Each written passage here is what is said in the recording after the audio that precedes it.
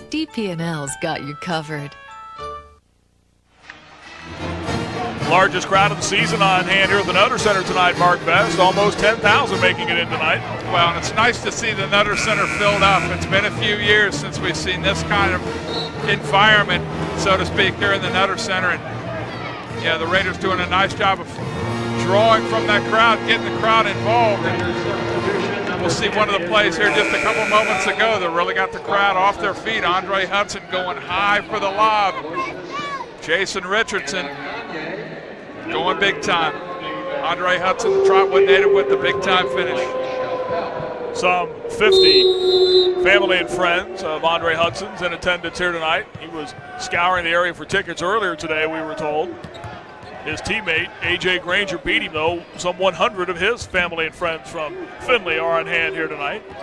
Well, that's nice for these kids to get to and get back to their home area and where their family and friends can come out and see them play. And, you know, playing in the Big Ten, it's so difficult, I think, sometimes for these guys to be able to get these number of tickets. And nice family event for them as the Raiders get the ball off the glass and bring it back down the floor, trailing by 6 with 14 minutes left in this ballgame. Aloysius Anaganye is back in for Michigan State. Also David Thomas. Chappelle returns as well. Backdoor to Melson. Put it up short. And Michigan State will come the other way. And again, that's just where the physical nature of Michigan State basketball comes into it.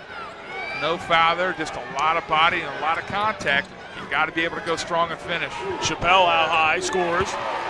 Boy, Chappelle with great rotation on that jump shot. He just, you know, he looks like a pure shooter, gets up off the floor, textbook style, knocks it down. 5 for Chappelle. He averages 9 a game. And the Michigan State lead at 8, 38-30. That matches their largest advantage of the game. Israel Shainfeld back into the game and into the scorebook. Well, nice. I like the way that Israel has adapted his game. Earlier in the game, he's shooting a little hook shot. That time he took it strong to the glass. Said either I'm getting fouled or the ball's going in. 13 minutes left in the game. A.J. Granger away from the basketball. Kevin Melson underneath called for the foul. Morris Peterson running the baseline, and Melson guilty of the hold as he tried to keep a hand on Morris Peterson. Second foul on Kevin Melson, and the third team foul in the second half. Raiders have done a pretty good job of staying out of foul trouble with the exception of Bruno Peterson, who saddled with 4, but no one else with more than 2. Charlie Bell back in for the Spartans as A.J. Granger sits down. Bell, one of the many alumni of the Flint, Michigan area, high school basketball. He went to Flint Southwest Academy. Mateen Cleaves went to Flint Northern. Anaganye got him for a hook that time. Yep. Good defense on the baseline. Second foul on Aloysius Anaganye. Getting pretty good at that name. Yeah. Months of practice. Still a 6-point Spartan lead with 12 and a half left in the game. Well, we talked about the first 5 minutes of the second half. The Raiders have done a good job of staying in this basketball game. Marcus May goes inside to Shainfeld, who will get knocked to the floor. Adam Ballinger's in the game for Michigan State, too. And he was also over there. Aloysius Anaganye picks up the foul, and that's the third on Aloysius, who will head to the Michigan State bench. Israel doing a nice job that time of taking the contact. Got bumped a couple times before he went down, then got tripped and went down and drew the foul. But nice strong move that time in the paint by Israel. Andre Hudson back in for the Spartans as Anaganye sits down. That city of Flint, Michigan has provided a lot of basketball talent. The Raiders try to lob, hope inside to Melson, nothing, and the Spartans come the other way. Well, that's just not a play you're going to get against these guys. They're going to climb the ladder and go and get that pass. Hudson trying to rifle it left side to Charlie Bell. They could have a heck of an alumni game in Flint if they wanted to do that. Morris Peterson's from Flint, from Northwestern High School. A pretty good alumni list for Michigan State as well. You look down some of the names on this list. Boy, guy by the name of Johnson, that was one of them, right? Sean Respert, Steve Smith, Scott Skiles, and the list goes on. Marcus May out high hounding Charlie Bell. Shot clock's down to 12. Bell sends it to Thomas. Raiders switch to a zone this time down. Bell gets free, missed the jumper. Thomas Strong for the rebound. Ball knocked away. Ballinger has it, and he's fouled. Well, just relentless rebounding that time. And boy, when you've got 5 players and both your guards can get up off the floor, it makes you so very dangerous. We have an official's timeout at the 11:37 mark. And play will resume after this break. Michigan State's lead remains at 6 over the Wright State Raiders. You are watching Wright State basketball on Time Warner Sports.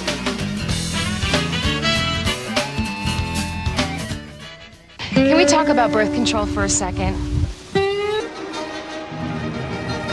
Tom Izzo, who prepped under a guy who was known for his sideline antics, and Judd Heathcote during his tenure at Michigan State. Judd could do it with the best of them on the sideline. And just a moment ago, we were watching the Michigan State huddle, and Coach Izzo, I think, spent the majority, as you get a look at him there with his players surrounding him, I think spent the majority of that time venting his frustration at the officials. And of the minute 20 or so in that timeout, probably spent 55 or 60 of those seconds yelling at the referees. Well, you know, a nice little bit of coaching there. You see Tom Izzo a little frustrated, but he did it from within his own huddle, you know, so he wasn't outside. He wasn't one-on-one with a referee where it's going to get him in trouble. And nice little bit of coaching that time. He wanted his players to hear his frustration, to hear his intensity, and hopefully, I'm sure for him that some of that rubs off. And, you know, you don't win Coach of the Year honors 2 years in a row by just being there. Tom Izzo is a guy who can get it done on the sideline. Morris Peterson's back from Michigan State. Inside to Hudson, ball's knocked away. Ballinger recovers. Sends it to Chappelle, who spots up. Thomas Hope Strong for the Wright State rebound. Michigan State with a good, nice couple looks that time, and they got the second opportunity, but the Raiders, they bend, but they don't break. Despite the fact Wright State has scored just 6 points in the second half, they're still very much in this game, trailing by just 6 at 38-32. Marcus May, Kevin Melson, who has scored 12 points, works to the baseline. Now high poor pass taken away. Morris Peterson races Joe Bills ahead, put it up short, caught by Chappelle, and he's fouled by Marcus May. Well, Morris Peterson bending over. I don't know if he got poked in the eye. He made a kind of an odd movement right there at the end. Marcus May, very, very quick, chasing him down the floor and holding his face, looking like he might have gotten poked in the eye, but right at the last moment. Here you'll see where he stepped sideways. Might have been Joe Bills' shoulder right there that collided with Peterson. Mike Chappelle at the line shooting 2. Chappelle goes to the free throw line. He hit 70%. Boy, Mike Chappelle, just a pure shooter. I mean, he goes up there and just strokes it. A.J. Granger comes back for Adam Ballinger, who gives a serviceable number of minutes on the floor for Michigan State. His job to come in and just bang around and give Granger a breather. Well, you know, you look at these guys that keep coming in off the bench and you say, oh no, not him again. You know, the depth on this team is just remarkable. The lead back to 8 for Michigan State with 10.5 to go.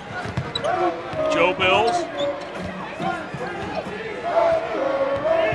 Morris Peterson's at 6'6", doing a nice job sitting down, playing good, tough man-to-man defense on Kevin Melson. Feed to Hope, lost it, rolls it back out high. Melson tracks it down. Shot clock's at 14. Well, this is the kind of game Wright State does not want. They can't get in to a scrappy type game like this. Michigan State too well suited for that. Shane fell out hot, drops in a 3 over Andre Hudson. He got that one way up in the air. Back the other way, Peterson cannot find the range. Now 2 of 12. But to get to the game, he hits 50% of his shots. Wright State trailing by just 5. Crowd starting to get back into it. Marcus May to Melson. Well, this is the point in the game where the Raiders really want things to start to come together. 9.5 minutes left in the game. You don't want to do it too early and give Michigan State time to really blow you out. Shanefeldt makes a catch of that tough pass. Shot clock again down to 5. May off balance, will go to the line and a foul inside. Good recognition by Marcus that time, realizing, you know, Israel kicks the ball back out. He can't make anything happen on the block. we'll get a chance to see it again. So Marcus realizes, hey, I got to create something. Strong off the dribble. Gets a shot up off the glass, but draws the personal foul and goes to the stripe for 2. Marcus May, 72% on the season at the free throw line. The first one, home court roll. One of the things I've noticed, Mark, watching as the players lined up, I get the impression that a number of the Wright State players are very winded right now. And this is the team that's only played 7 guys tonight. And in this situation, with the type of physicalness this game has seen this evening and the up and down portion of it at times, and that could be a factor as this thing wears on. Well, you know, a lot of times people think you get tired by running up and down, but boy, when you got these big bodies banging on you all night long, it's twice as hard to move. You know, now's where you got to say, I know I'm tired, but I got to get through it. And it's where the adrenaline of the crowd certainly works in your favor as well, too. 3-point Michigan State lead. Hudson. Boy, strong, tough move by the Trotwood native. Kevin Melson comes up a little gimpy. Hopefully the ankle's not aggravated. Holding the left knee a little bit. He might have just got kneed in the thigh or something like that. Hopefully it's something he can come back from.